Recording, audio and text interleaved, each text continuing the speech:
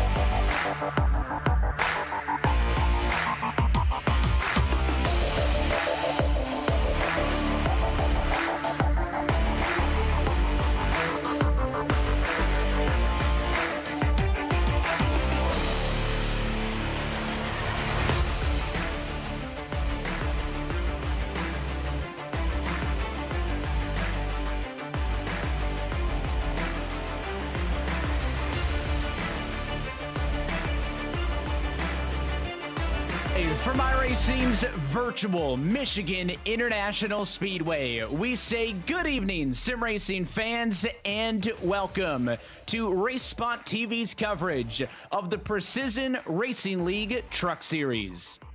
Well, tonight, another season begins anew, and it's at a throwback version of MIS, and we're happy that you're with us on this Wednesday evening. With our producer downstairs, Dustin Allis, my name is Evan Pasoko, joining Derek Watson in the booth this time around. Derek, first off, happy to be with you on the call and excited to see what we have in store over the course of the next 9 weeks of Truck Series Fixed action, and it starts tonight at one of the fastest tracks on the NASCAR calendar.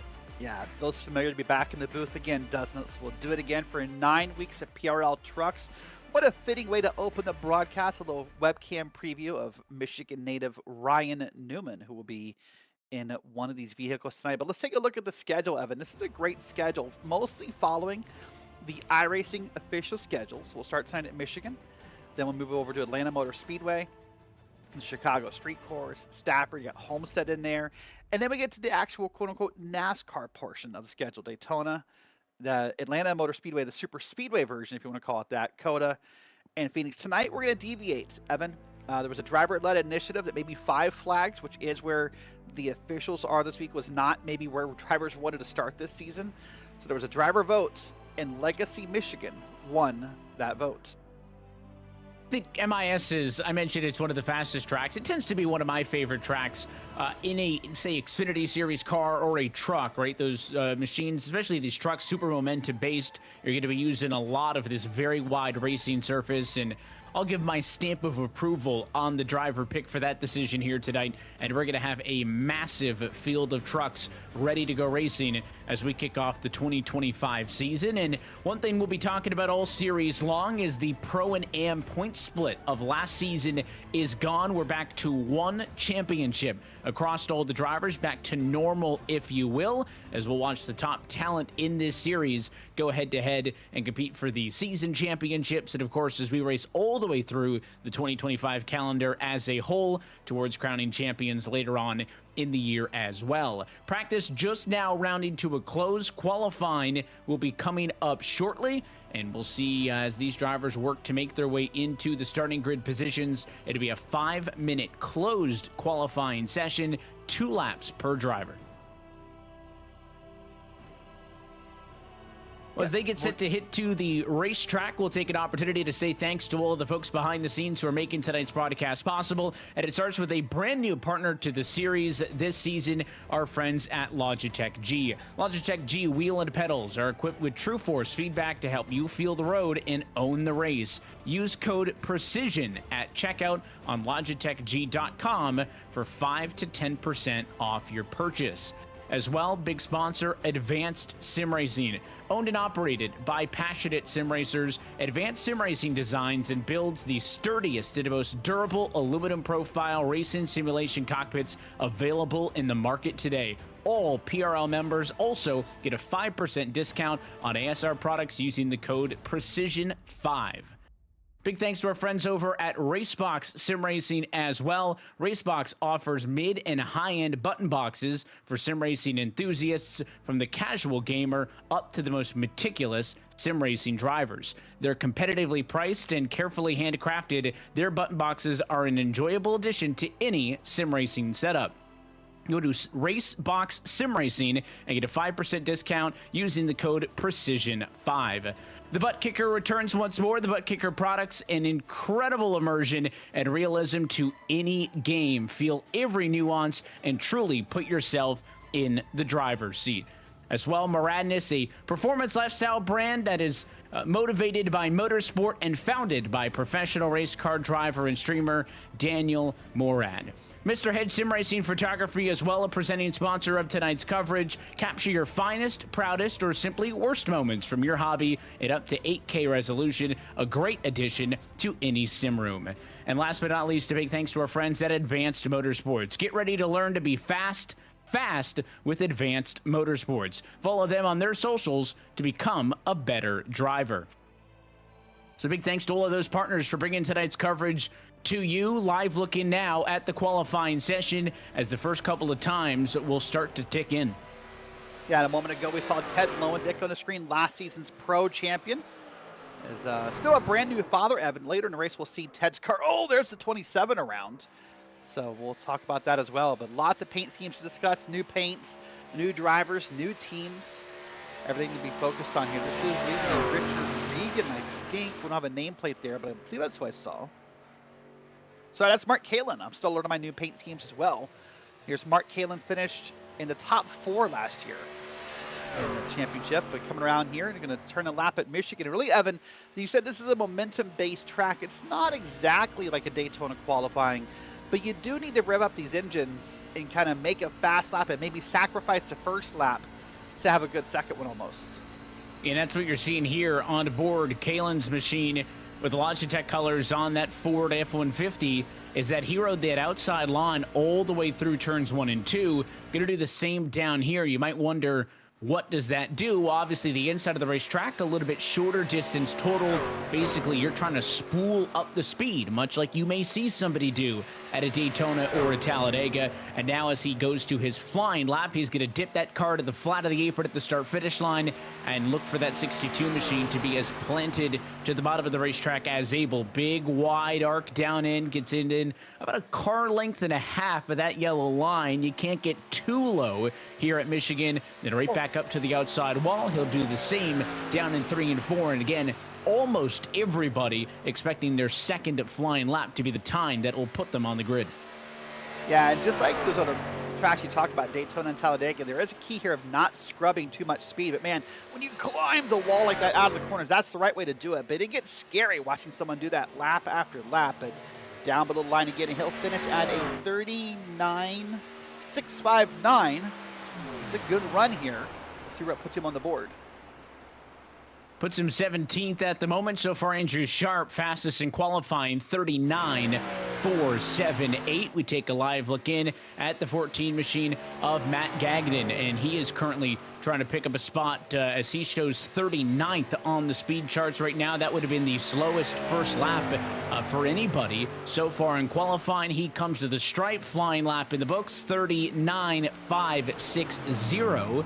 He does improve on his previous lap time.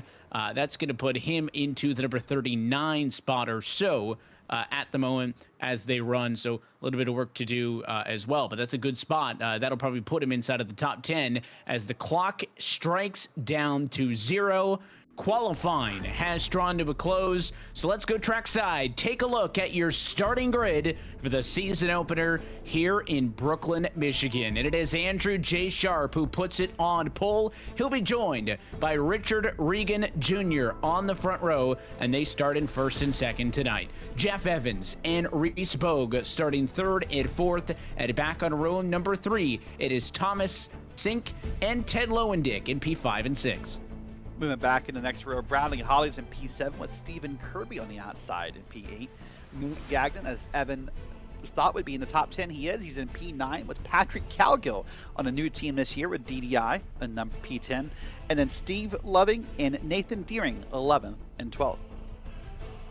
Continuing on through, lucky number 13 tonight goes to Dustin Bumgarner and Zachary Burnt to the outside in 14th. Zach Panzarella and Colton Easterday start 15th and 16th position respectively, with Nicholas Schwartz and Brett Adams back on row 9. Moving back into row 10 is Mark Kalin and Evan Williams. And then 21st is Colton Lane with Joey Reynolds on the outside in that number 37 machine. And then Sam Smeltzer and Garrett Austin, 23rd and 24th. Back in the second half of the field, James Morgan and Brendan Chatley, 25th and 26th on the grid, with Austin Hunter and Alex Hillman, 27th and 28th. Mike Toomer Jr. draws number 29 after the qualifying session, and Zachary Williams rounds out your top 30. Moving back in the 31st is Edward Peltz with Nicholas Hunter on the outside in P32. Kyle Dewey in that number 33 machine is number 33 on the grid with Jacob Dunn at 34th. And then Ryan Newman, no, not that Ryan Newman, is 35th with Matthew Zerowick in P36. And then it'll be Dalton Geyer, Tom Esme, and it is Doug Evans, 37, 38, and 39. This field is packed to the brim. And that's a look top to bottom at your PRL starting grid for tonight here in Michigan. Trucks roll off. We remind everybody of the format for tonight's race and how they will be for much of this season. Derek, drivers getting set for a 1-hour timed race. So the number of yellows, the number of incidents will have an impact on our total lap distance covered over the course of this race, but it is a 1-hour timed race, and it's a good look there. Kind of slightly overcast skies as well. This is forecast-based weather, so dynamic weather in the iRacing service, but it is not January weather. Let's be clear, that would be a little bit different for this part of the country. So the in-sim date is set to April. Still pretty cool, though, and maybe these drivers hoping that adds some grip to their race trucks today. Yeah, hoping so, aren't they? Man, when you talk about that timed format, Evan, what I always think about as a driver is what that must do to my game plan, because you don't know. Now the variable is how many laps are we doing, right? Are we going to be caution-filled? And, you know, I assume everyone would have to stop at some point, but how many times are we going to stop? How many times am I changing tires? When am I stopping? Those are the variables I don't know with a timed race. I have to kind of just feel it out. And if you're someone who loves to plan ahead, if you need to have a game plan in your head, this time format must really just mess with you just a little bit. But I was noticing as we went through the grid, by the way, Evan, you talked about how it's momentum based and we compared it to a Daytona. Did you notice almost everyone was within like a half second of one another on this grid? Yeah, there was 0.2 of a second that separated the top 21. To your point, half a second covers a ton of ground. It was tight in qualifying. Will it be tight in the race? Pace truck down to pit road. It's Andrew Sharp in control. Let's go racing at Michigan.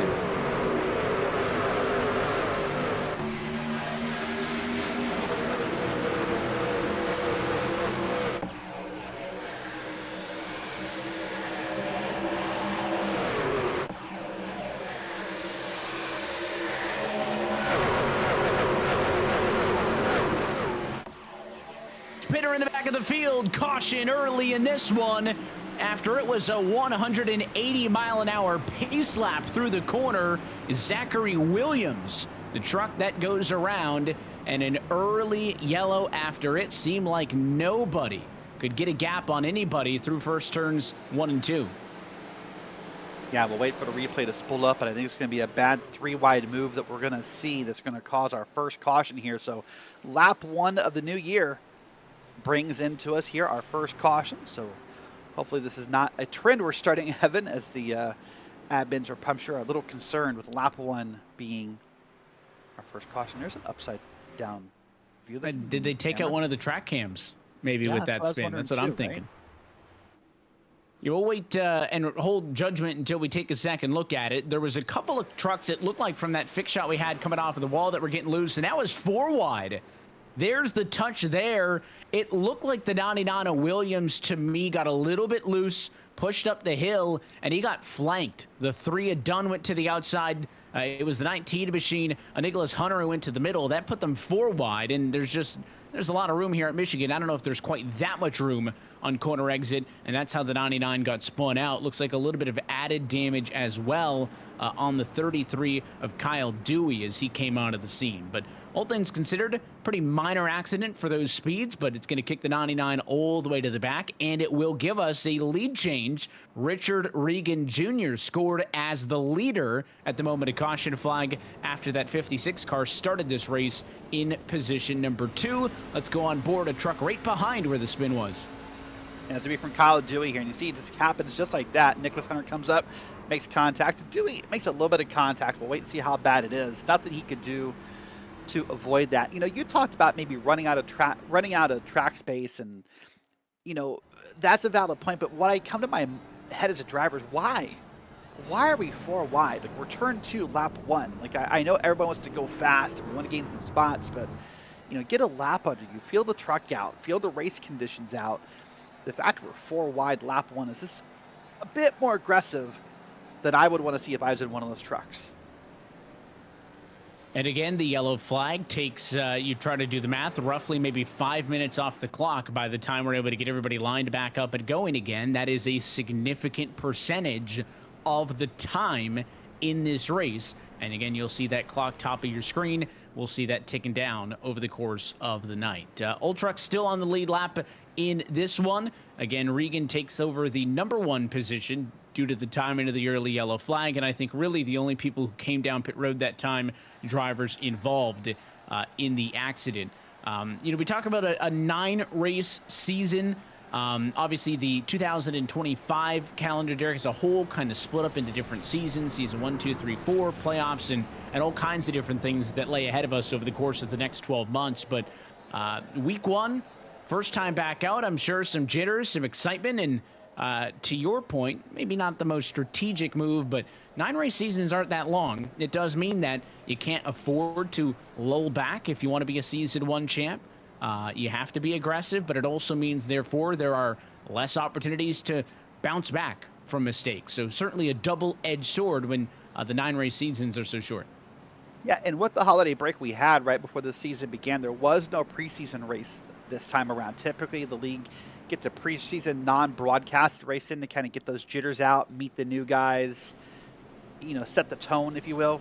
That did not happen this time. So in a way, this a points-paying race, but kind of takes the place of that inaugural race if these guys didn't get any practice in.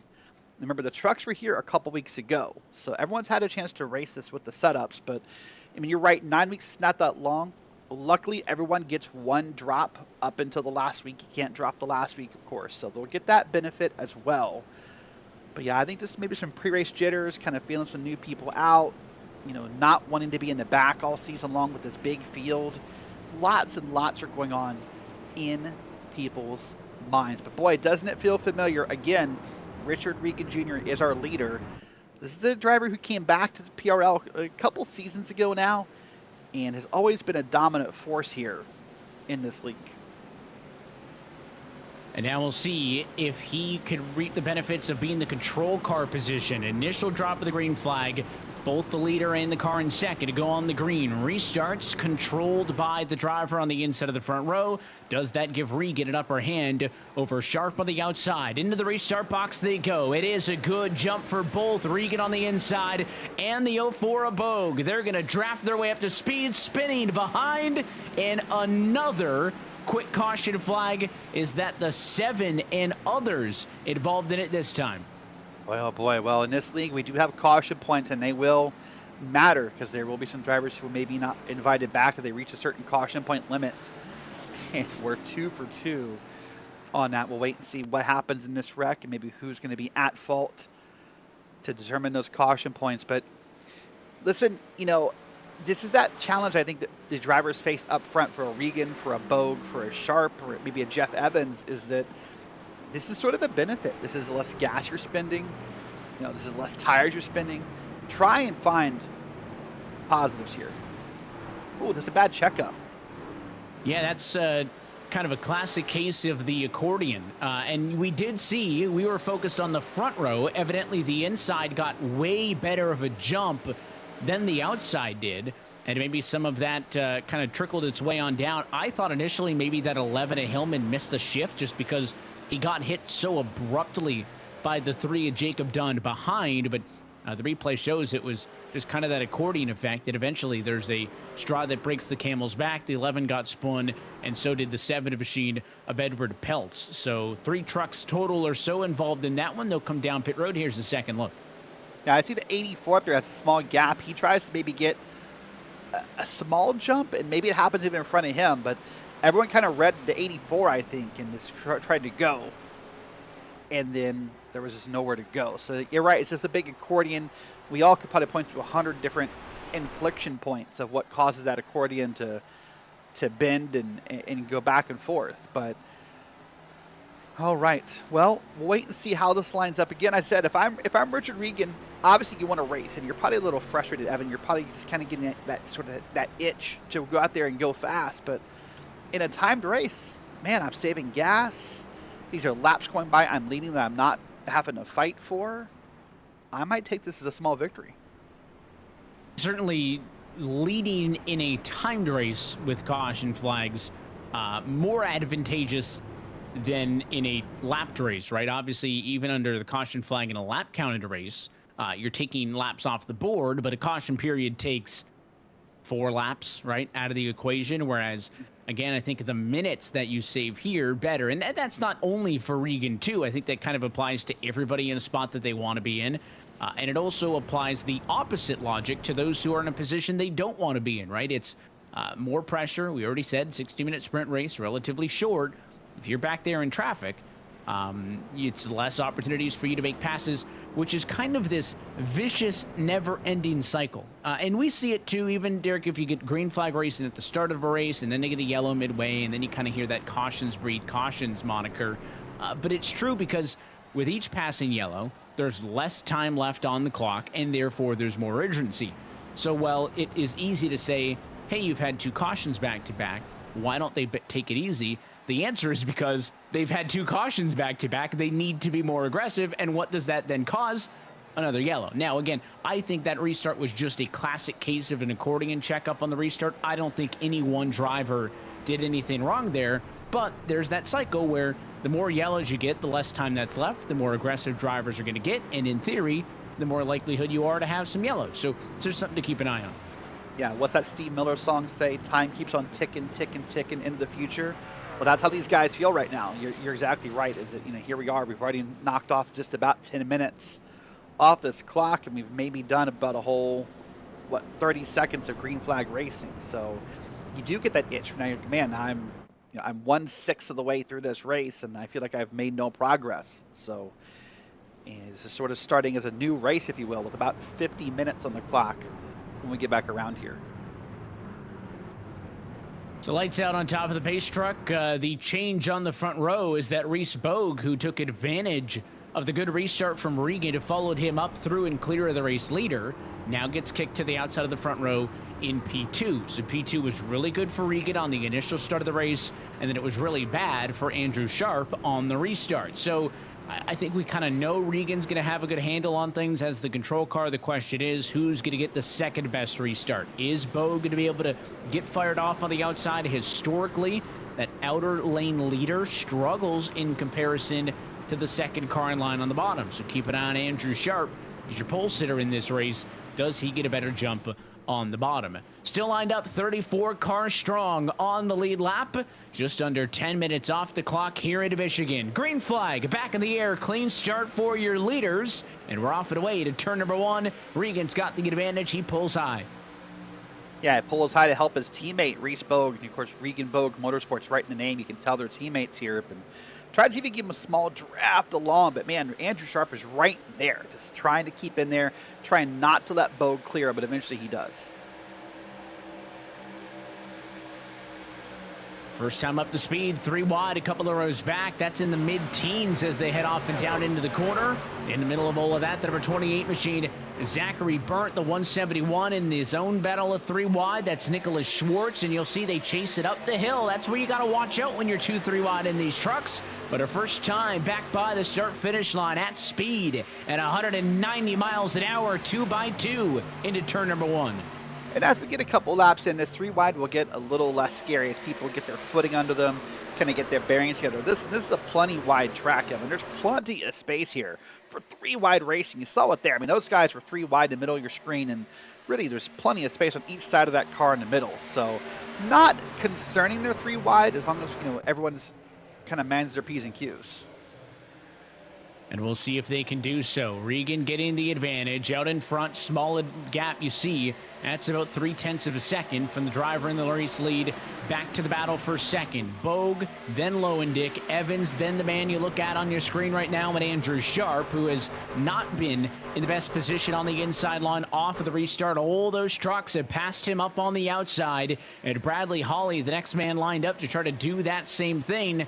Sharp, after starting on to pole, struggling a touch. I think it's still way too early to hit the panic button. He'll find a spot in line now.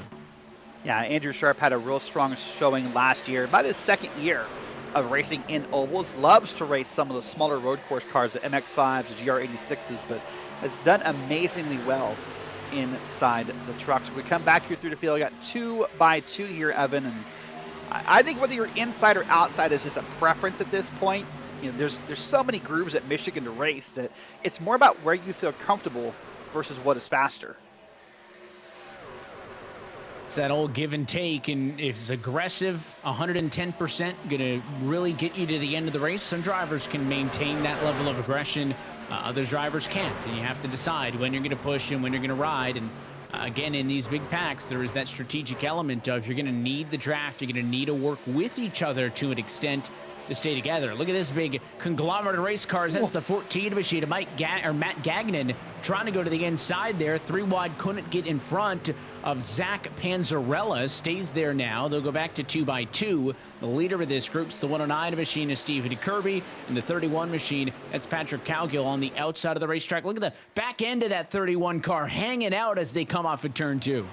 Yeah, those back ends hanging out is wild, isn't it, to see how much this truck can be run by. That Stephen Kirby truck, is that a WCW NWO paint scheme? And that is like vintage. That's, I mean, it's 20 plus years to the death of WCW, and he's still out there repping it. Saw some people repping some of that vintage merch too on the WWE stream on Netflix the other day. A lot of retro merch, popular in the racing world, popular in the wrestling world just as well. We'll learn a lot about these drivers' personalities, what they like, and some other things as we see all these different paint schemes that they've brought out for this brand new season in 2025. Quarter distance through this Michigan season opener. There's a look at the 27 machine right in the middle of the pack. That was Austin Hunter. For the first time, kind of getting a bit of a groove. Still plenty of action going on. The battle we're watching is all in and around the tail end of the top 15 or so. One truck way down to the apron as they come off of the corner. But you see the leaders getting more and more strung out single file as the laps pass by. Yeah, everybody's getting comfortable now, right? Everyone's found that groove. They found what kind of pace they can push or how much they want to push here around the 45-minute mark. You see one car down on the bottom of the track, just down there kind of pacing around in the zone. A damaged truck, obviously, I'm assuming.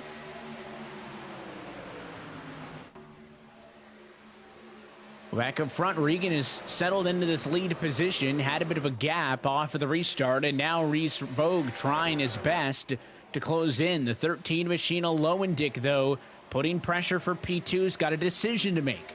Do you work with Bogue? Do you push that 4 car at the end of the straightaways? Or do you want to make a pass for the number 2 spot? The answer right now is at least work together. for the time being.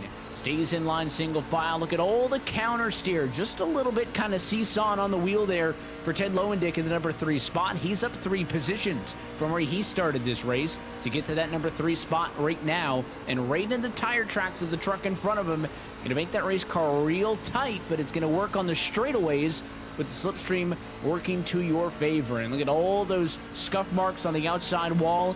You'll be seeing a lot of that tonight as that 13 car dives way low now, tries to cut the D front stretch just a little bit, and then pulls back up in line by turn 1.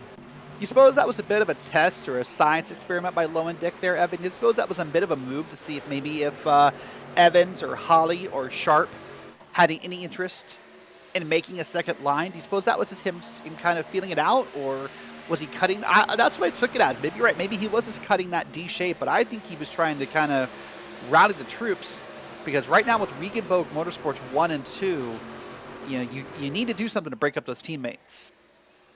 And maybe mess it around to see if that comes down to the final corner of this race. Can I realistically cut under somebody? How much time am I going to make up if I make that move? The answer turned out being not a ton. You were just looking at the 10, Zach Panzarella jumping it back, though, to the mid-20s where this battle is. That's the yellow number 19 and Nicholas Hunter on the bottom of the racetrack to his outside. That's the number 2, Dalton Geyer. They're side by side back in the thick of things. Geyer lapped car after having some trouble earlier in this race in one of the prior accidents. Geyer currently the lucky dog position. If a yellow were to come out, he'd get back to the lead lap. Yeah, it's always good news to be in that position. And you want to have to think to yourself, when we already had 2 early cautions, you're sort of thinking to yourself, if you're Dalton Geyer, boy, a third one has to be coming here. Like that's, the logic or the trend or the betting odds or whatever term you want to use is in your favor that we may not be done with the yellow flags. So here's Ted again. Evan, look at that. Now he's got to the bottom, almost there with Regenboog. And now let's see if Jeff Evans, Bradley Holly, and that aqua teal car wants to go with him. But right now, it is just Lowendick all by himself, trying to maybe see if he can affect the air off the side of Regenboog's truck. And he got right next to him, but now when they're stuck side by side, this is going to benefit Richard Regan. His advantage ballooned from 0.3 of a second to 7. That lap alone, and after it looked like it was assuredly going to be Lowendick completing the pass, Bogue able to maintain P2 simply by holding the outer lane. We saw this in qualifying, right? Outside lane. Oh, spinners in the back. 2-3 trucks around. So far, no contact. Now the 84 truck into the inside wall. No caution, though, as James Morgan was beat up. The 28 car, Zachary Burnt, gets back out onto the racetrack. That apron so wide at MIS. Often incidents go unpenalized, and there was no yellow there. We stay green. That is going to cost those trucks a ton of time as a couple of them are forced to pit road. Let's see what happened. Let's see. Oh, well, I think Morgan got bumped from the back, but look when I saw from that angle, and then just right to the inside he goes. That's a hard hit. I'm sure that's too much damage. We're done, I would assume, for James Morgan. The other 2 we saw go down there with Hunter and Burnt. We'll wait and see how long they're on pit road for, but boy, oh boy, that was a hard hit. We've been seeing drivers counter steering off of turn number 2, especially tonight, and all it takes is to counter steer a touch too much. The front of the race truck try to come around. You see the back end sliding, and then all it takes when you try to correct it a little bit too much, that thing's going to dart up the hill, and that front end damage going to be troublesome. If I'm Nicholas Hunter, that truck down pit road, front end damage going to kill you aerodynamically and can also cause some issues temperature-wise. I think a lot of these trucks are taped up pretty good in the front end, and that's going to be an issue as well, obviously, as these drivers all run in the fixed setup, so something to keep in mind there as well. So a couple of trucks down in for service, but no yellow from that incident, and now 20 minutes down and 40 minutes to go in the season opener at Michigan. Bogue now trying to chip back away at the advantage that Richard Regan ballooned back up to nearly a second after that failed attempt for P2.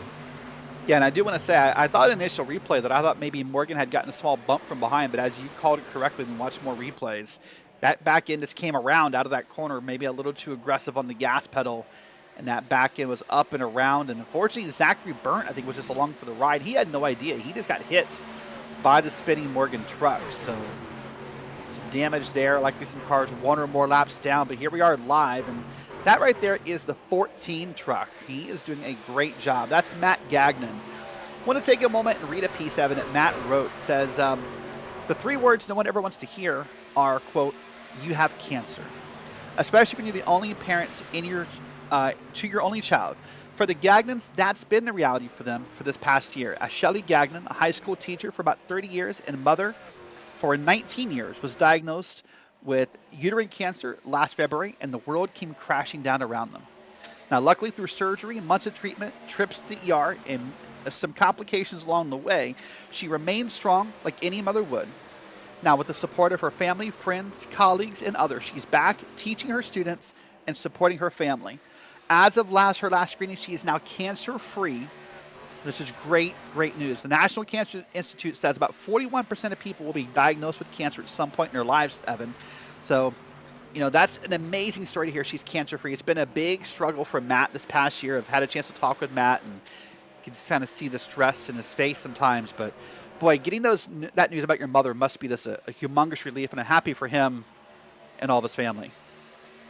Absolutely. And I mentioned that, you know, we'll learn a lot about these drivers by looking at their trucks. And he's got the Dana-Farber Cancer Institute on that Toyota Tundra. So obviously something that is very near and dear to him. We're so excited to hear that news for Matt and his family, and wish them all the best as, you know, cancer into remission, and hopefully no further complications continue down the road. And Matt having a good night here tonight as well, which is always nice. He's running inside of the top 10. After he started 9th, he's worked his way up to the number 7 spot. A couple of fights going on inside of the top 10. You see right-hand side of the screen there, side by side, I think, for P6 or so. And then this ongoing battle for P2 is kind of all that these guys have been able to reach. No one's been able to get all the way to Richard L. Regan Jr. at the front of the field since the first caution flag in this race. You jump on board there. That was Bradley Hawley in the number 4 spot. You're looking up to the back end of the 13 Lowendick, and he's going to try it again. Made a move on Bogue a couple of laps ago for P2. Is it going to work any better this time? Looking on the inside in turns 1 and 2, he's going to try to push that 4 of Bogue up and out of the preferred lane, make it harder for the 04 to carry speed, and that was a huge slide from Bogue. Yeah, a huge slide will give the advantage to that bottom lane there. Second ago, we also saw Patrick Calgill mowing through the grass. Let's see what happened to him. Look at that, he's got the 40 and Thomas Sink on the inside and just lost it right on the front straight. And it kept it off the wall, I believe. But it's a great save, but that would cost him a bunch of time for Patrick Calgill. And I think it may have been only because of the big slide that this move finally works. Bogue opened up the door by the big slide, and in the end, Lowendick and Hawley go to 2nd and 3rd. There's the second look at that spin and the truck getting airborne, nearly flipped it on the transition to the grass, and then that pit road wall at Michigan can get you too with the barrels. He was very fortunate to somehow snap that truck back pointed straight before he ended up like a shish kebab on the end of the pit road wall. And again, a lot of dead space, Derek, at this racetrack. Second pretty significant incident we've seen on this green flag run that didn't cause a caution. Flagging out the 37 car, Joey Reynolds. That one we may not get away with, as that truck is on a stop on the apron. I had just mentioned the previous truck avoided the pit wall, and then Reynolds cleaned it out, and that thing is badly hurt. Yeah, looks like we're going to stay caution-free since he's down below the racing line. But, man, that was a humongous hit, almost on cue with you talking about how much space there is down there in the grass. Let's watch it again. He just lost it on his own and tried to get the counter-steer the truck, and it just was not salvageable. Oh, my gosh. Right into the tire barrier he went, and that truck is done for the day. Well, as you said earlier, right before those wrecks happened, Ted Lowendick has taken back to the lead here. Now they're 3 wide further on back, but Ted Lowendick's not taking the lead, he's taking this P2, the lead of everyone except for Richard Regan. But look at this battle back here. This trucks are starting to tighten up a little bit, Evan. You see them climbing the hill ever so slowly. Yeah, to your point, it's been a fight for what everybody else can reach so far, with Regan pretty much on autopilot. early in this race. Back here in the midfield is where all the other action's going on. That's the number 59 machine, Brendan Chatley, running 17th. Is that a good night so far? Up 9 spots from where that truck started.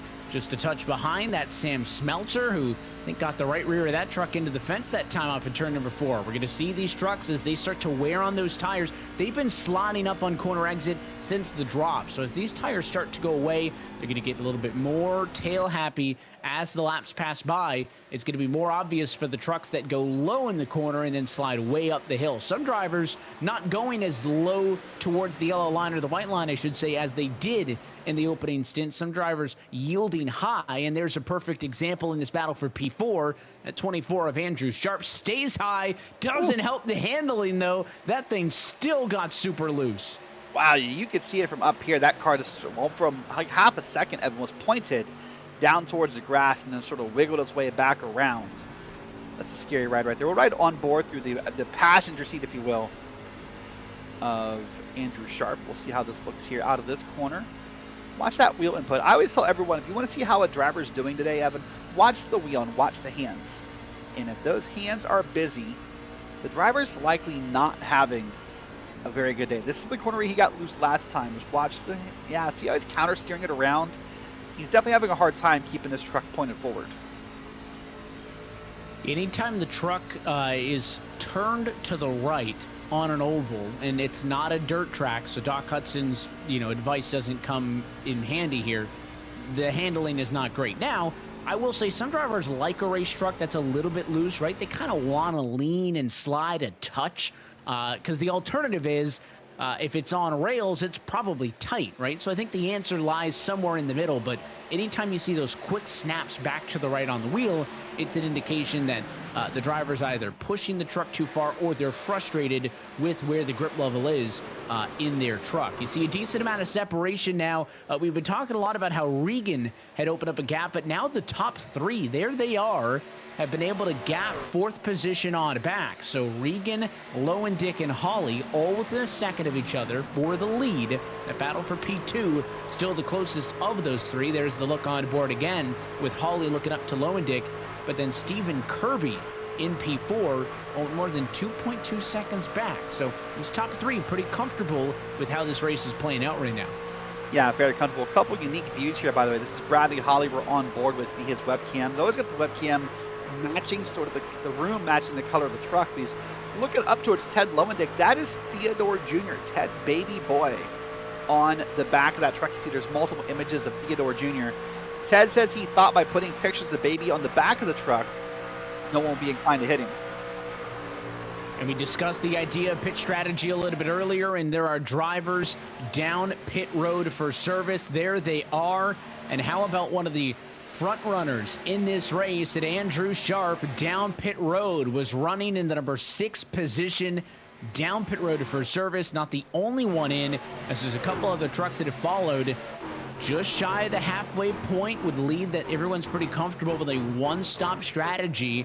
And in a green flag stretch, maybe no better time to do so. Now let's see, when do any of the leaders respond? It is crickets on the pit road entry that time as the top 10 drive right past.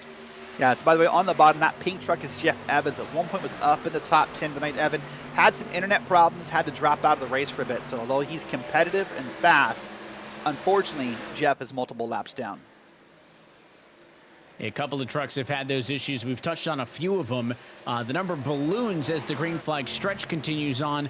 It is worth noting that Joey Reynolds, Austin Hunter have taken their cars behind the wall. Their nights are done. And then a couple of the drivers multiple laps down. Still in this race, though. You never know. Further incidents could take more trucks out of this thing, and it can open up the opportunity for drivers to gain some additional points. But this time by, going to be 30 minutes down and 30 minutes to go. We are halfway home here in the Wolverine State. About 36 laps complete thus far, with a handful of yellows early in the first one. And you'll see that 24 truck with the fresh tires. Andrew Sharp's going to be carving through the field like a knife on a Thanksgiving turkey off of turn 2.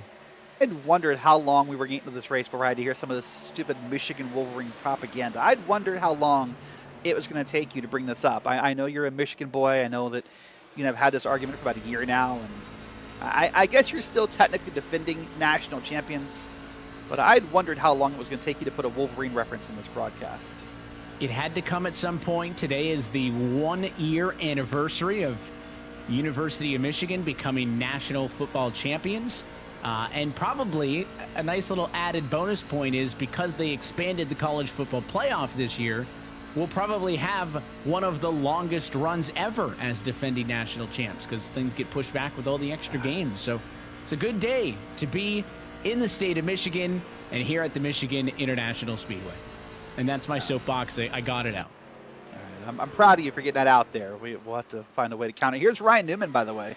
You see, look at that. You'll be happy in the background there, Evan. You got a Lions jersey back there. They're having a great season.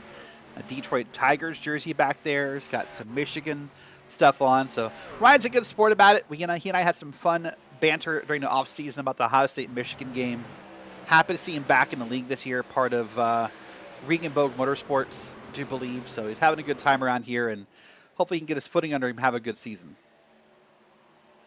Yeah, good for him, I think, as well, to maybe kick off things at a hometown track. I know there's kind of in the middle of a green flag pit cycle, so numbers may be skewed, but he started 35th and is running 21st in this race, so probably feeling pretty good, at least, about the trajectory, things that are on. And people tend to as well identify with their home track. I don't know if there's a science behind it or if it's just as simple as it's their hometown track, so they just drive at it more. And therefore, you drive more, you practice more, you get better. But it just seems like whatever your home track is on the sim, people are just better at their hometown track. So hopefully that works maybe in his favor as being the location of this season opener. Yeah, I think maybe it's a bit of a placebo effect as well, but you just feel good. You feel like you have some sort of momentum or purpose there on the track. Look at that. Mark Kalin, our first time on camera, came up in the Final Four last season. Is that the Titanic Lego set in the background? That's new this year, Evan. I'll be more impressed when that's put together. He's got the whole shelf of them, but yeah, I don't think the Titanic is built yet based on that. It's still in the box. So do you think he can complete that massive Lego set by the end of this 9-week stretch? I have faith in him. I think him and his partner can. But yeah, get busy, Mark. Less college football 25 and more Lego Titanic. We'll keep an eye. We'll give you updates as the season goes on. Here comes your race leader. Richard L. Regan Jr. has led pretty much from the jump when he snatched the race lead away from pole sitter Andrew Sharp. And now he is coming to pit road, but way under. Did he maybe go too far and run out of fuel? The truck is under power, but he is not picking up speed. I am not convinced that 56 car's out of gas, and he is getting pushed down pit road by the 127 of Steve Loving. So I think Regan, out of gas, coasted to pit road and threw away tons of time. Now you have to make sure you stop in the box. Thankfully he does. Otherwise he would not have been able to reverse. Yeah, and you can tell he was out of gas too by how early he was on the exit off the track. I mean, other drivers were pitting way later than he was, just position-wise on the track. And here he goes, 4 tires and pulling away. This will be a big hit in race number 1 to Richard Regan. So we'll see who comes out with the net lead here. But it's hard to believe it'll be Richard Regan Jr. He's already going to lose time to Sharp based on the fact that Sharp pitted earlier and therefore got fresher tires sooner. And now here's some more big names in Hawley, Kirby, Gagnon, Williams down pit road. So it's kind of a double dose of the negative there for Richard L. Regan Jr. Now he's going to be in a position that he has not been in yet at all tonight, and that is trying to come from behind and having to deal with some traffic. Colton Lane cycles through. He becomes the race leader in this one. I believe Andrew Sharp going to be the lead car who has pitted in this race, and we will assume Sharp's going to cycle through to the top spot once all of the pit service is completed. Yeah, both these shots are live. You can kind of get a feel for where each driver is on the track. That's Andrew Sharp in the big screen, and you see down in the bottom, that's Richard Regan down, marred down in that traffic.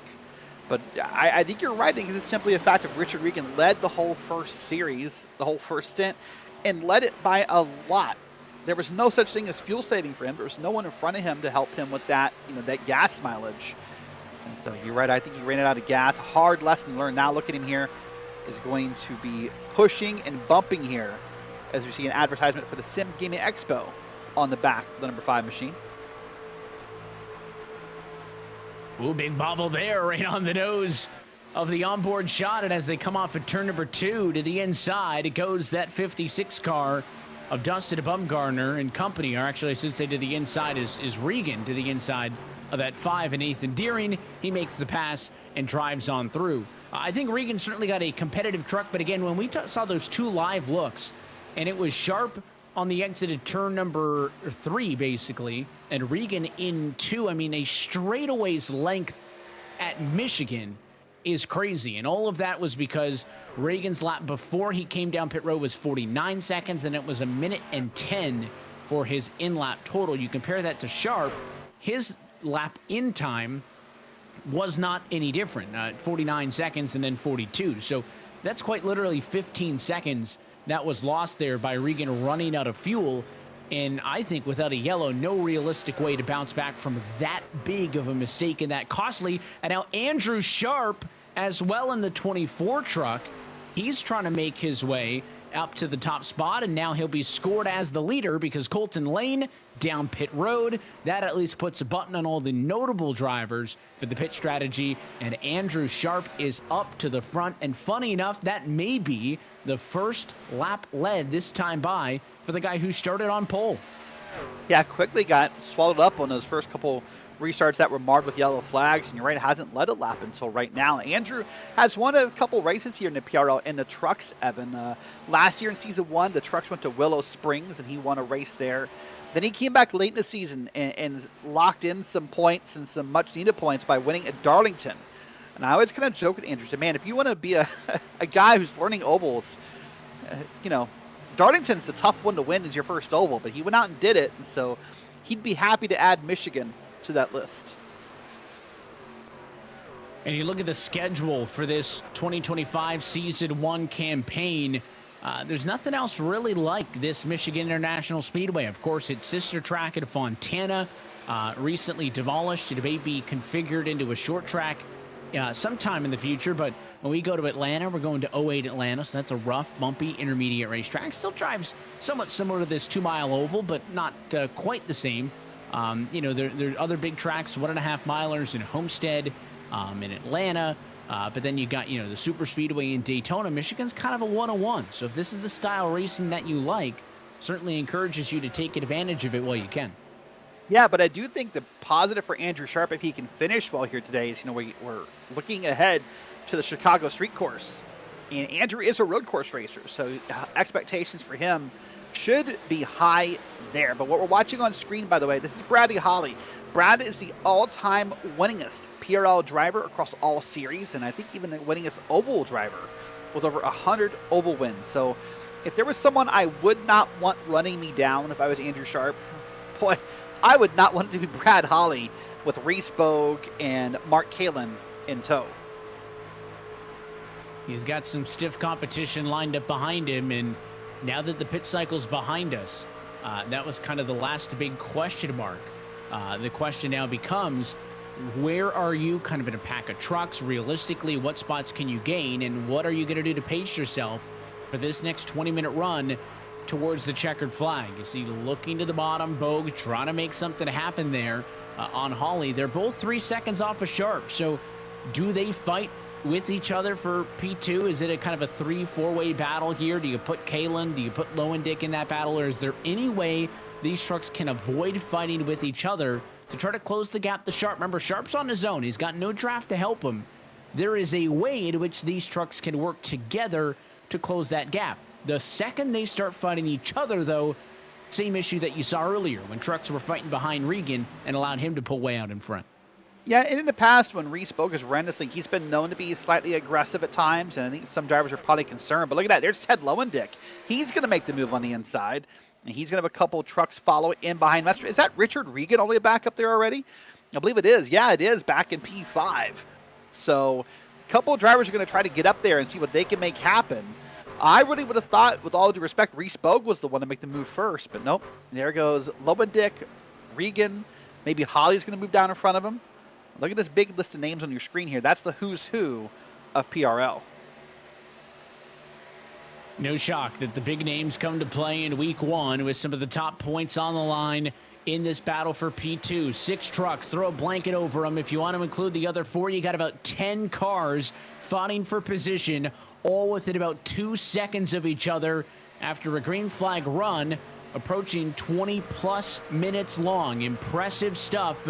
And there is Richard L. Regan Jr.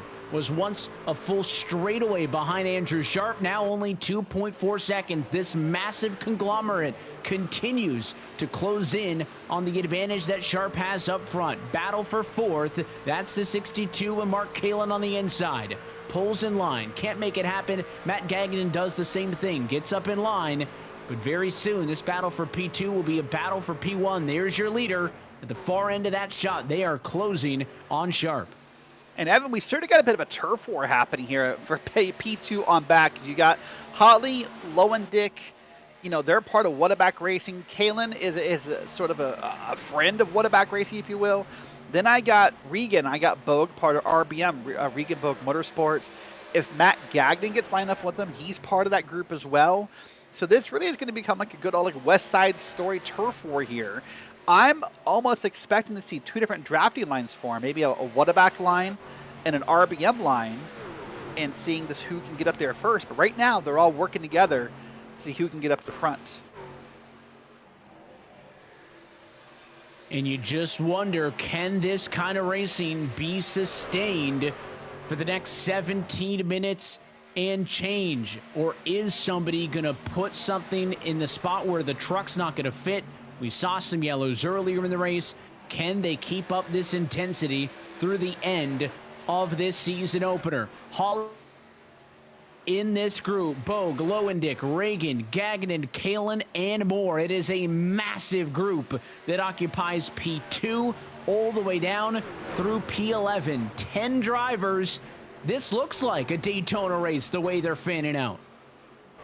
Now, I just begin to wonder who's burning off more stuff earlier. There's Regan always sliding up to the top there. Who's burning off too much tire? Who's burning off, too much equipment and maybe won't have anything left if these guys are able to catch up with Andrew Sharp. Andrew, by the way, on a team by himself, so really he's kind of the man without a country, if you will. If they all catch him, he'll just kind of be waiting to see, who can get where. But lap by lap, they're closing about a 1/10 of a second on Andrew Sharp. So it's not impossible to catch him as long as everyone back here kind of works together and no one gets selfish. Here we're offset 3 wide now, back for P3. P3 and almost 3 wide. That 13 Mission Lowendick trying to get underneath the 4 of Bogue, wasn't able to do so. And now look at this. Earlier in the race, drivers were pretty much stinging up high along the front stretch. Now they're starting to dip down, be aggressive off of turn number 4, get some speed. And soon I think that apron's going to be in play as well. Lowendick throws it into the corner there. Can't clear Bogue. The 04 trying to keep a nose to the outside. He'll be able to do so. The battling is helping Sharp a little bit, but the gap now down to 1.4 seconds between race leader Sharp and P2 Bradley Holly. And then look how close the other 10 cars are to each other in the battle for P2. And remember, about 1 second is the gap before you start to suck a draft off of the truck in front of you. So right now, Bradley Holly is getting the most minuscule of draft off of Andrew Sharp. So he's going to begin to close that gap more and more as this clock ticks down. 15.5 minutes to go here. Now, if you're Bradley Holly, you have to stay focused. You have to stay focused about what's happening behind you, but also really mirror the driving of the truck in front of you and get every iota, every ounce of draft you can get so you can get up there and be competitive for the win.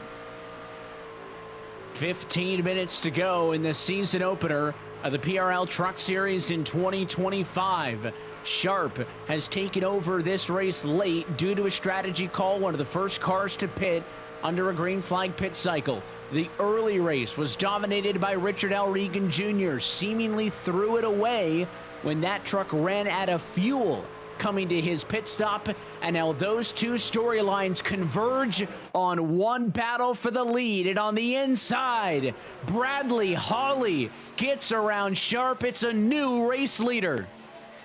Now we'll wait and see if it's official all the way back around here. But my biggest surprise, as you hinted, Regan, we're pretty sure, was out of gas, Evan. Was out of gas and had to be pushed by a teammate down pit road and now he's battling for the lead. How does that happen in as short of a time frame? And you wonder, did the pit stop for Sharp maybe come too early? Obviously, there's a trade-off. You pit first, you get the better tires, you get the gap. Well, the opposite end of that is you got worse tires than anybody else. I find it hard to believe that Sharp's going to be able to assimilate himself into this group at all. He's just got tires that are too worn out. He's going to have less fuel than everybody else. I think it was a worthwhile swing of the bat. Remember, Sharp started from pole, but quickly was overtaken by Regan, slid back in traffic. I think maybe a worthwhile gamble, but I don't see, now that they've caught this 24, any chance of him getting back to P1. It's going to be a long road here for Andrew, unfortunately, to make that happen. He seems kind of quickly falling back here. Maybe just trying to find the spot in line and kind of get gathered up here and see if he can make another run at it. But he's fallen pretty far back here. Currently scored P8. But right now, look at this. It's Richard Regan back to the lead. Bradley Holly's in second. Lowen Dixon third. Reese Bogue, Mark Kalin. Matt Gagnon even in the top 6. I mean, this is just a wild race as far as who keeps moving up and down the field. All the names still in it. This race started 39 trucks strong, 25 of them on the lead lap after this green flag run, now eclipsing to more than 35 minutes in length. Regan back on top once he made that move on the opening lap of the race, kind of advantageously timed yellow that put him in front. Nobody was able to pass him at all despite multiple attempts, but right there, Bradley Holly gets it done, retakes the race lead. This is probably going to go back and forth, so now the battle for both these drivers will make sure that when they make the pass, you make it quickly and swiftly. Don't leave a lot of time. Don't get caught side by side. When you do that kind of stuff, that's how you'll end up finding yourselves now inviting 2, 3, 4 more drivers into your battle. 12 minutes left to go. The impressive action continues. Top 11 cars in this race separated by less than 2.2 seconds in the running order. Race leader right now, Bradley Holly, 2 wide for P2 to the inside. Here comes Lowendig, trying to go for the 2-for-1 special. Gets right up alongside Holly. Not going to be able to clear. Can he get second at least? Behind them, Kalin side by side. That one with Reese Bogue. That bottom doesn't work, and now Holly gets the speed off the corner. Look at the inside move. Regan trying to go 3 wide. Kind of pushed his teammate to the bottom there, but hey, quick note, Andrew Sharp just pitted. Andrew Sharp was not that many laps behind these cars we're seeing on track right now as far as when they pitted. Now some questions come to mind about, is everyone good, or is anyone good, might be the right way to say it, or is everyone racing towards one more pit stop that maybe we're not aware of in this race? We saw the early pit stop. That was the indicator that that 24 truck unable to go the distance. Is there anybody else in that same range? Everybody else in this group, at least, Regan, Bogue, they all seem to pit right at the halfway point on the clock. But remember, the first half of this race had a couple of yellows, so you would not have been using as much fuel in the first 30 minutes as you have in the second 30. Does that mean that these trucks aren't safe? I don't know if I can say that definitively, but they got some lap traffic. They got a serpentine high and low, a couple of slow trucks. Holly does a good job of maintaining his position. And Mark Kalin on the bottom now. Big slide there. That 62 truck getting aggressive. They are sliding all over the place, nowhere more so than there on the turn 2 exit. Yeah, luckily the field caught both of those lap trucks in pretty decent positions. It didn't really hold anyone up or cause any big bottlenecks. So great news for those drivers. Gagnon again. Here he is on board at 14. Having a great run here. P6, there's a scrub of the wall. That'll take a little bit of speed off of you. There's Andrew Sharp flying on by the way, on the bottom. There he is with the new gas, probably new tires, I'm assuming, with the way he's kind of cutting through the field. But if no one else pits, that's just going to be a little bit too late. Yeah, Sharp is in position to be the lucky dog. He will likely unlap himself here shortly as he looks for a way around these leaders. And if there's another yellow, could put him in an advantageous position of cycling through to the lead if other trucks wanted to come down, get fuel and or tires, and he decided to stay out. But that is certainly a long hope and a prayer for that 24 truck. Although the way they're driving, I don't think cautions are unrealistic. Look out, they almost squeezed the 24 in the fence right there. Oh boy, yeah, that's the battle right now you have is it, these drivers are saying, hey man, there's 9.5 minutes left. Why are you up here racing us? And he's saying, well, I want my lap back in case something happens. And there's two different mentalities about should you be racing with 9 minutes left, but he's going to keep racing around here, trying to find a comfortable way to make this pass. You see he's backed out now. Has maybe thought the better of being involved in that. Lone truck on the bottom there. That is that 13 to Machina Lowendick. Everybody else running that lane up off the bottom. The truck pushes a lot less when you don't go all the way down to the white line in the center of the turn. And it is no longer the 2-3 wide that we saw amongst these trucks that it was maybe 5 minutes ago. Again, because they pitted basically right at the halfway point in this race, by the time we get to the checkered flag, you're going to be looking at trucks that are going to have their tires basically the most worn they would have been all race long, fuel at low levels. So I'm not going to rule out a 3 wide finish, but these trucks are not going to be handling good by the time this is down to the end of it, and I think that's something that's going to make it that much more interesting. Yeah, that definitely makes it interesting. Here's Colton Lane on the bottom, by the way. Dustin Bumgarner, Steve Loving's back in here. Nathan Deering's back in here, returning drivers. All these returning drivers back to the PRL. This league has a few new drivers we'll highlight throughout the season, Evan, but to show the power and the popularity of this league, this is a massive amount of returning drivers year over year that come back and race in this league. And that's the sign of a good league is a core group of drivers who want to come back, want to compete, enjoy the competition, enjoy racing with each other. And that's the story that is told in this PRL Truck Series, and that's why you get the great storylines of can drivers defend championships? Who's that next man up? Who's going to be the next person to stake their claim and kind of etch their name in series history? Now just under 8 minutes to go. No one's made a move on Holly in a few laps. You wonder if Regan, Lowendick, they're just kind of laying in wait here to find the right opportunity to make the move. Yeah, you got to wonder, right now you got to think if you're anyone, Lowendick on back, you probably get one chance to make a move here. You probably get one chance to make that move and make it stick. And if you fail, you're probably going to fall back enough in this field. You may not get a second opportunity. So you need to do it and do it correctly the first time around if you're going to make it stick here. So there's Mark Kalin in the 62 on the bottom of the track, riding here below Matt Gagnon. Oh boy, they get close.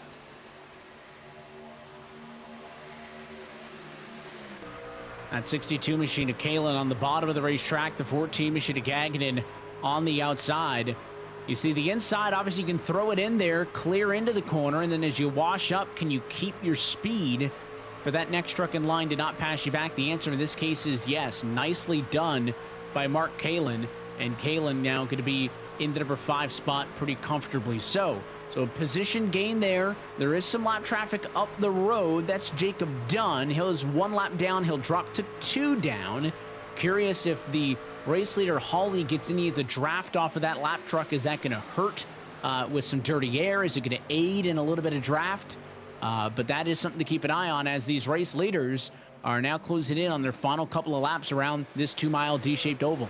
So I was thinking, does he want the draft? Does he does he say, hey man, please get out of the way? Like, I don't care about the draft. Just please, don't be in the way. Please get to the bottom of the track. And right now, Dunn's not going to move, I don't think. Dunn's going to stick to the top of the track and make the leaders go around on the bottom. And here's a move. Regan saw the opportunity. He said, hey, I'll go below first. And he did. He made that move on Holly, sliding up way up the wall. My goodness, I don't know that he had control of that truck. Another close call, and again, these trucks are going to get worse and worse on handling. Here comes Holly on the inside. Can he get ahead of Regan? If Regan stays even, the 56 has got a real good opportunity to carry more speed through the corner and defend this challenge. They are both slotting. The 56 a little bit more loose. Holly kept it pretty planted. That 56 using the 18 degrees of banking to his advantage off of the outside. Ted Lowendick, you're on board with the truck in P3. He has got the best seat in the state right now as he watches on. Look at both those trucks chasing them up the hill. Holly, it's Regan. They're dead even to the stripe again. And it's worth noting, Evan, here's a term you've not used in a long time. We're at the point of no return. This is a timed race. If we caution right here, there's no way that we go racing again. So right now, this battle and every battle, you have to assume it's every last second of a race, because if that yellow comes out, we're done. More trucks just behind the 13. There's a good look at them there. Bogue, Kalen, Gagnon, Kirby. First time we've talked about Stephen Kirby tonight. He and Colton Lane, far right of your screen there for a moment. They are trying to join in and make this 7-truck battle for the race lead a 9-truck battle for the lead. But side by side for first, for third, for fifth. That point of no return. Does anybody make a mistake? Who walks away victorious in the 2025 Season 1 opener? Look on the bottom. Big move there with a lapped truck. Is that going to be a factor in this race as these leaders try to navigate with Evan D. Williams on fresher tires on the bottom in the blue Toyota?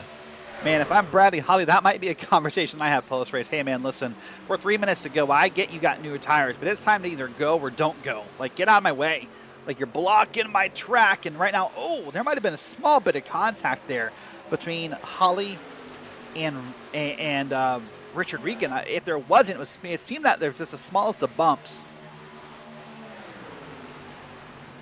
And now drafting up high and drafting down low. A lot of communication over the open radio channel as these drivers try to coordinate to work together. Sideways, the 04, Reese Bogue.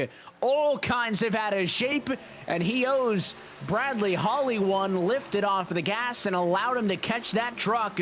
Otherwise, assuredly, would have been disaster. More lap trucks driving through. That's Kyle Dewey. The A&A Sony machine gets by. That's a lap traffic machine. The battle for the lead is Regan's 56 on the outside and Lowendick's 13 on the inside. 2 minutes and 30 seconds to go.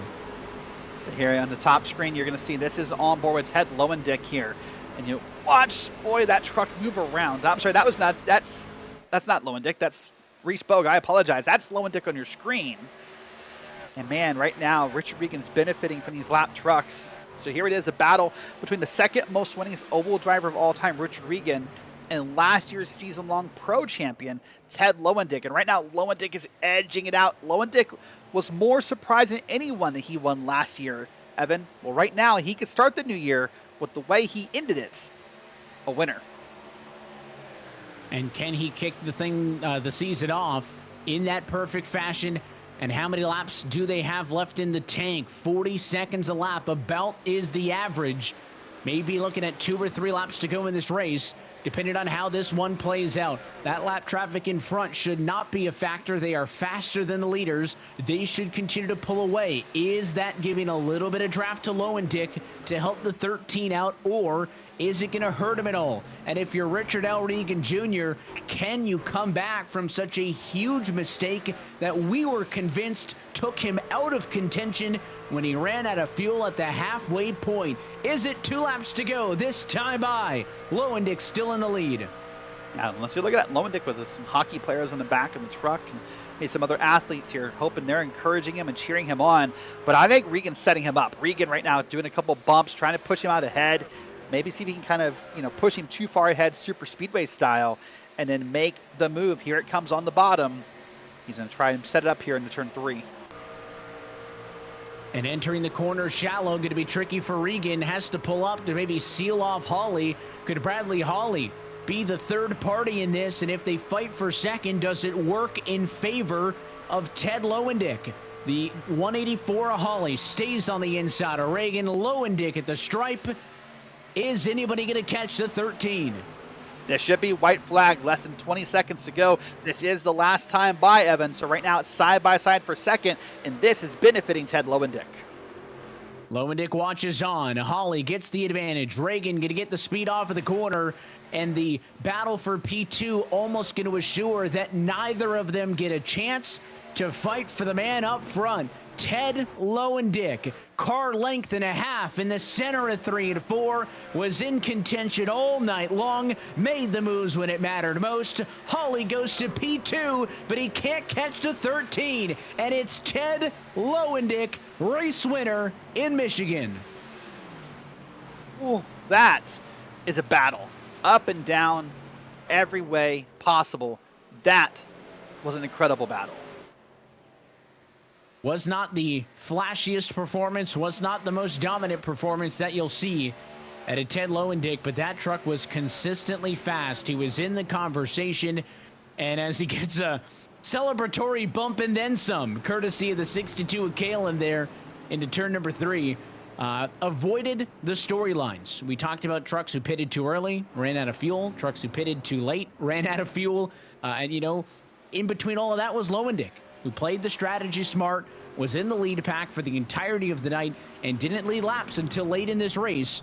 But it doesn't matter how many, just matters when. And in the end, Ted Lowendick takes control in the end, and he will kick off 2025 Season 1 with a trip to Victory Lane, Michigan International Speedway.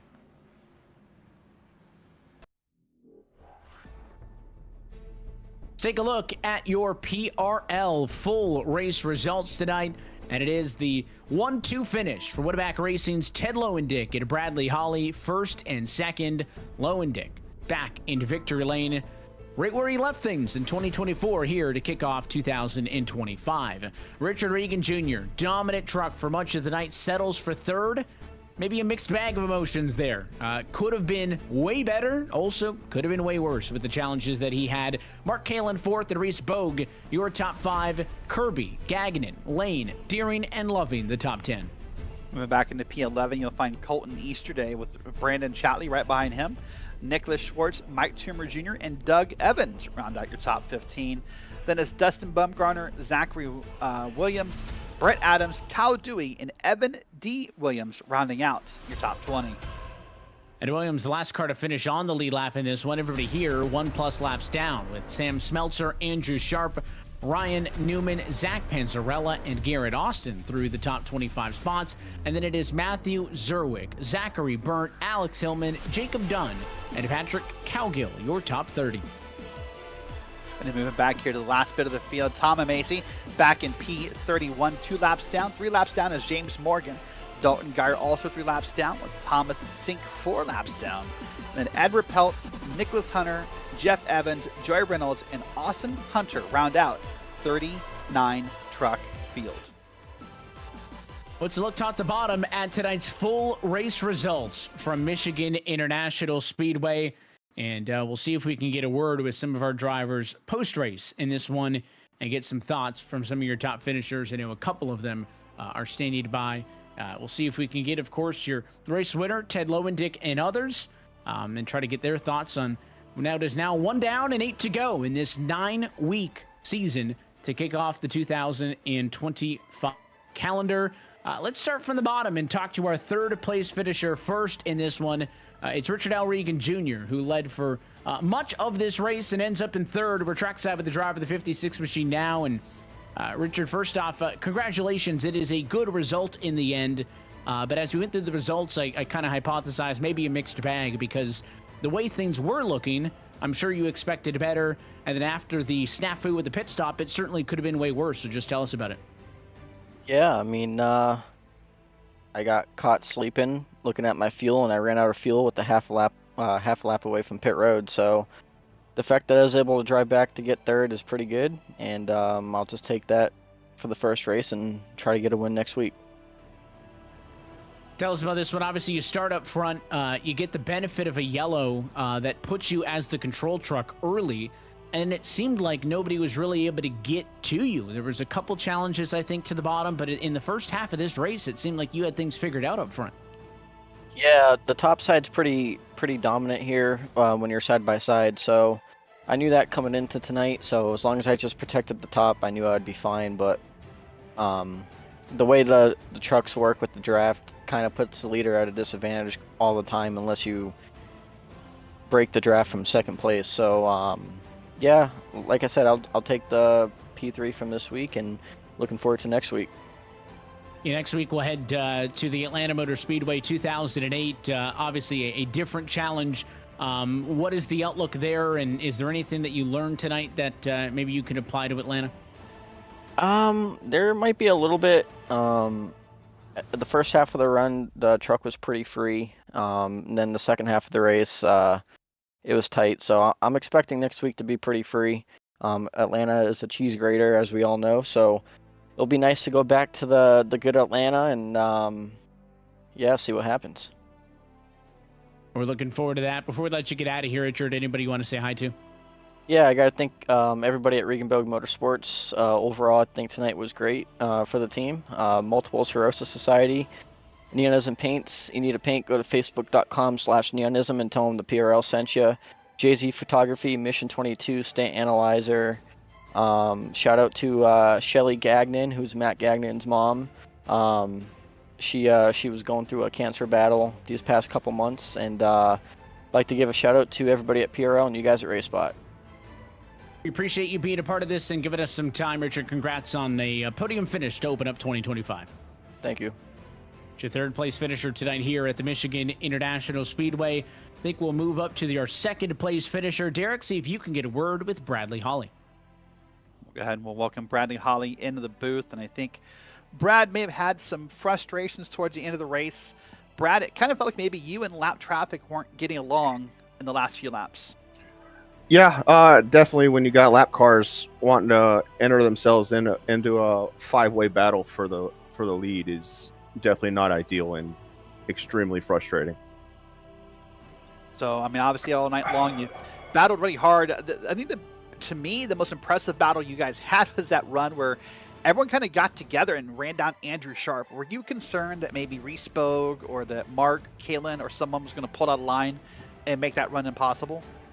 No, honestly, I had my game plan. I knew how close I was on fuel, and I started saving as soon as I came off of pit road. So I was saving fuel and saving tires, and when I fell back to fifth with a few laps to go, it clearly showed that I had the best tires, and I just stuck to my game plan and was hoping to pull out a win tonight.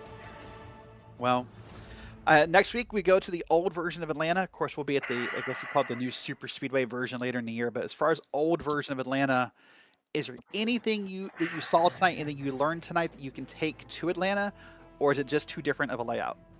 It's definitely going to be a much different layout, but it's going to be a worn out surface that is going to have little grip even in the tri-oval. So it's going to come down to who can keep the tires underneath them, and if we can go green, then even better. But if it like I said, I think it's going to come down to tires again, like it did tonight. All right. Well, last question I'm going to ask you. I know you know this because you guys are best friends, but it looks like over the holidays, Mark picked up the Lego Titanic set. Does Bradley Holly have any new Legos sets in the future? Oh yeah, they just announced the Death Star coming out in August, and I'm already saving for it. And I'm definitely getting C-3PO and the sail barge. There you go. All right. Well, listen. Well, just so you know, on the broadcast, we have an over-under bet on if Mark can finish the Titanic before this 9-week season is over. So you got to encourage him to help us get that done. I'll make fun of him if he doesn't. Fair enough. All right. Well, Brad, listen, great run tonight, and we'll see you next week. Thank you very much. All right. Well, now I get the pleasure of sort of welcoming in. We're going to let Evan do the interview, but we get to welcome Evan to not a brand new tradition, but a tradition here in the PRL. Ted Lowendick, you are our winner, and Evan Paselka is standing by to talk to you. Hello, well, guys. Ted, congratulations on the win. No better way to start 2025 than to mimic how things ended for you in 2024. And we were going through the results that I don't want to, not in a negative way, but it was an unremarkable night, and that was the reason why this works out good, right? We were talking about Richard's mistake in going too long. That put him on the back foot. We were talking about the opposite issue that we saw out of Andrew pitting too early, and you were just kind of right in that sweet spot and only lead 5 laps total in this one en route to victory lane. So tell us about how you made all that work in your favor. Well, I almost botched it because I missed my pit stop by about half a truck length. Just slid through it, and then Reese got out in front of me. But yeah, we looked at the fuel and knew that it was going to be, we needed to save that second run, so we were able to save and take care of the tires. And we had some interesting lap traffic there towards the end of the race that kind of messed up the lead pack a little bit. Where you might be talking to someone else as a winner, but we'll take advantage of that. Traffic taketh and giveth, as some people would say. But yeah, no, it was a good race. It was fun. A little slow start there with a couple of cautions early on, but everybody remembered how to drive after that, and we were good to go. Evan, you're new here, but there's a tradition that I end up doing. Involves a shoe and some champagne. So if you do not mind, I will go ahead and pour one for me. So Evan's never won a race. Figure out a before. way He's to never get had these do for the this. rest of the booth too. So this can be a group activity, I think. First win, 2025, first shoey of the year. Congrats to everybody, and hope the broadcast was well and everybody enjoyed it. Shout out to Bruzy and Soulpack, and everybody at What a Back in Precision Racing League. But yeah, here we go. Cheers, everybody. Cheers. That's your winner here tonight from Michigan International Speedway. 1 down and 8 to go on the season. What do you put the early betting odds at for yourself to back this up as we head to Atlanta next week? Is it the old Atlanta or the new one? 2008, Old Atlanta. Okay, so it'll drive similarly to this one. It'll be really rough on the tires. I enjoy those tracks, so we'll see how it goes. Try to run up front. A win's obviously a great start to the season, but obviously you got to be consistent throughout the year and limit the mistakes. So that's what we'll focus on the rest of the season. We're looking forward to it. We appreciate the time, Ted. Congratulations. Cheers. And hopefully for your sake, we'll do this again in about a week's time. Awesome. Thanks, guys. Have a good one. It's your race winner tonight from Michigan International Speedway. Big thanks to our top 3 finishers for giving us some time post-race to chat. That is your race winner at the top of the leaderboard, Ted Lowendick, Bradley Hawley, and Richard L. Regan Jr. All of your top finishers. And a race that had a little bit of everything, right? They all kind of recognized, a bit of a slow start, couple of yellows early, and then we were talking cautions breed cautions, and then green all the way, pit strategy, trucks running out of fuel, missing their pit boxes, lap traffic in the way. Kind of a little bit of everything that you look for, I think. A nice sampling, if you will, a charcuterie board of different race storylines to kick off 2025. And I don't think next week at Atlanta, Evan, will be that much different. That same kind of old racetrack, that rough pavement, nice tight racing. Second verse, probably a lot of the same as the first. I want to say another big thanks to all of the people who make this possible. One more shout out to all of our presenting sponsors: Logitech G, Advanced Sim Racing, Racebox Sim Racing, The Butt Kicker, Moradness, Mr. Head Sim Racing Photography, and Advanced Motorsports for making tonight's coverage possible. Until next time, though, that is it for us here tonight from Michigan. On behalf of our entire team at RaceSpotTV and for your broadcast crew tonight, for our producer Dustin Allis, for Derek Watson, and myself, Evan Pasoko, I want to say thanks for tuning in and congratulate Ted Lowendick as the season opener winner here at MIS. We're back in 1 week's time. That's Wednesday, January 15th, from iRacing's virtual Legacy Atlanta Motor Speedway. That race and every race of the PRL Truck Series can be found exclusively here on RaceSpotTV. Till next time, good night from MIS.